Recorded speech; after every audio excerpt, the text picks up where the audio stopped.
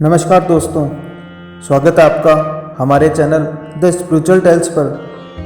दोस्तों, अनेक लोगों के मन में यह शंका है कि मंदोदरी ने विभीषण जी से विवाह क्यों किया।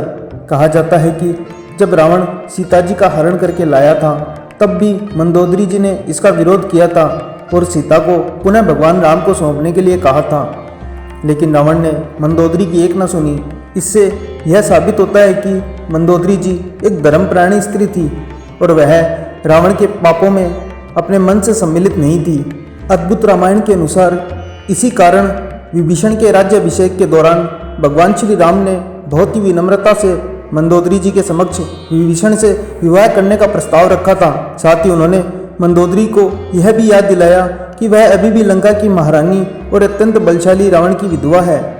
कहते हैं कि उस वक्त तो उन्होंने इस प्रस्ताव पर कोई उत्तर नहीं दिया, लेकिन जब प्रभु श्री राम अपनी पत्नी सीता और भ्राता लक्ष्मण के साथ वापस अयोध्या लौट गए तब पीछे से मंदोदरी ने खुद को महल में कैद कर लिया और बाहर की दुनिया से अपना संपर्क खत्म कर लिया। कुछ समय बाद वह पुनः अपने महल से बाहर निकली और विभीषण से विवाह करने के लिए तैयार हो गई।